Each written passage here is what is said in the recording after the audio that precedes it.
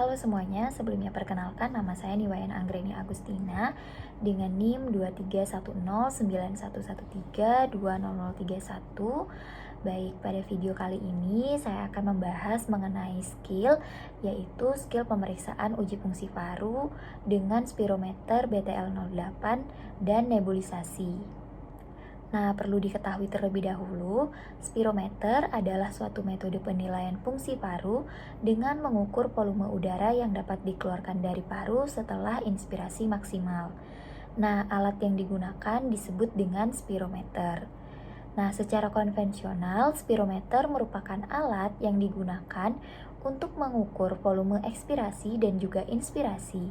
Nah, dari sini dapat dihitung seberapa efektif dan seberapa cepat paru dapat diisi dan dikosongkan. Nah, adapun cara kerja dari alat ini, yang pertama adalah kita dapat melakukan persiapan alat terlebih dahulu. Nah, pertama-tama letakkan spirometer pada tempat yang datar dan kuat sehingga tidak mengganggu jalannya percobaan.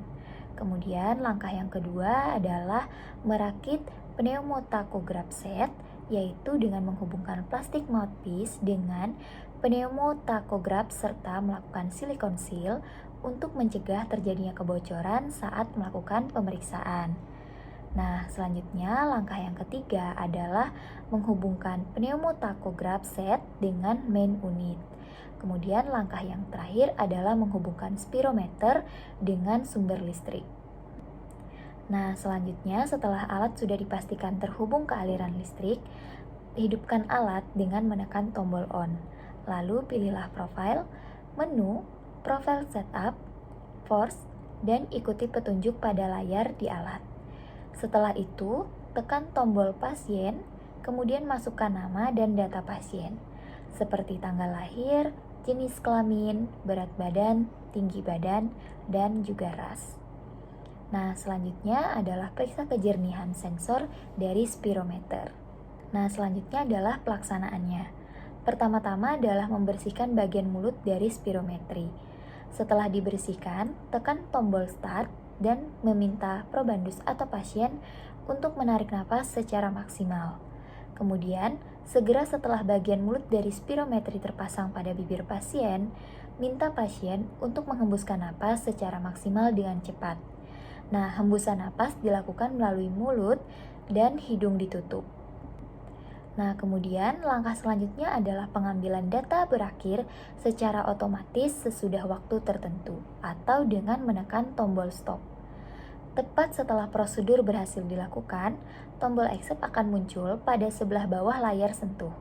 Kemudian tekanlah tombol ini dan melanjutkan pemeriksaan dengan menekan tombol start. Nah, setelah itu lakukan pemeriksaan sebanyak 3 kali dan selanjutnya tekan tombol print untuk mencetak hasil. Kemudian, setelah pemeriksaan telah dilakukan, lakukan pembacaan hasil pemeriksaan spirometri menurut yang tertera dan kertas rekam menggunakan BTS Interpretation. Nah, selanjutnya adalah nebulisasi.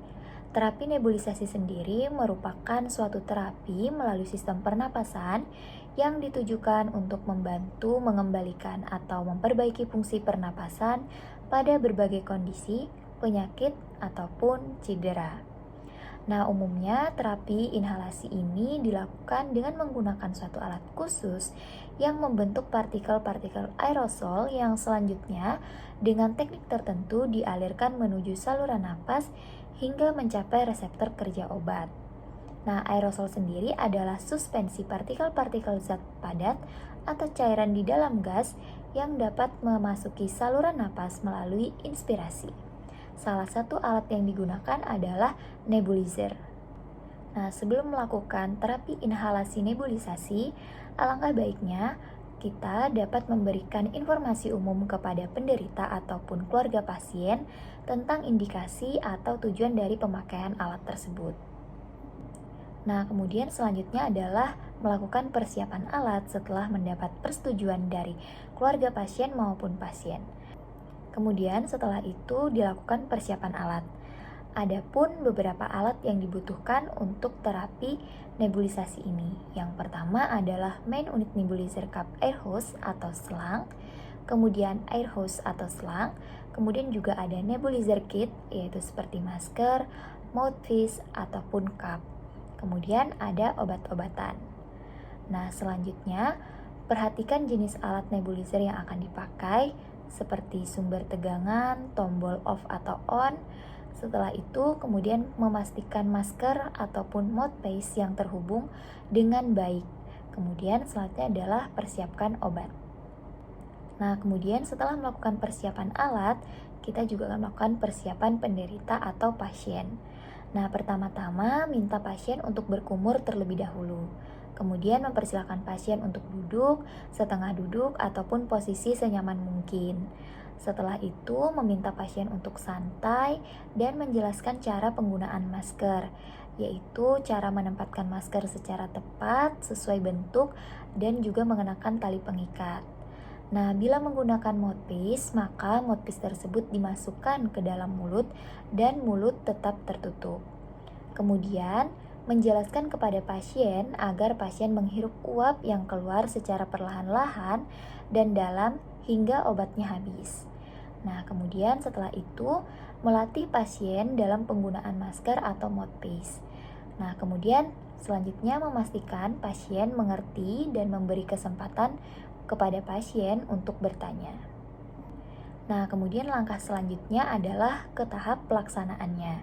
Nah, di mana pelaksanaan terapi inhalasi ini yang perlu dilakukan pertama-tama adalah menghubungkan nebulizer dengan sumber tegangan.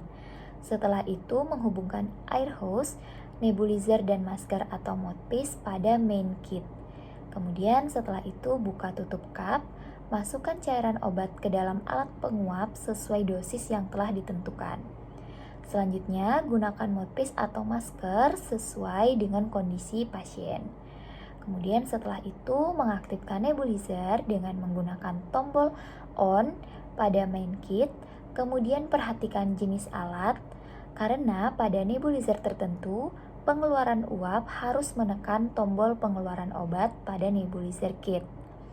Kemudian setelah itu mengingatkan pada pasien, jika memakai masker atau mouthpiece, uap yang keluar dihirup perlahan-lahan dan dalam secara berulang hingga obat habis, kurang lebih 10 hingga 15 menit.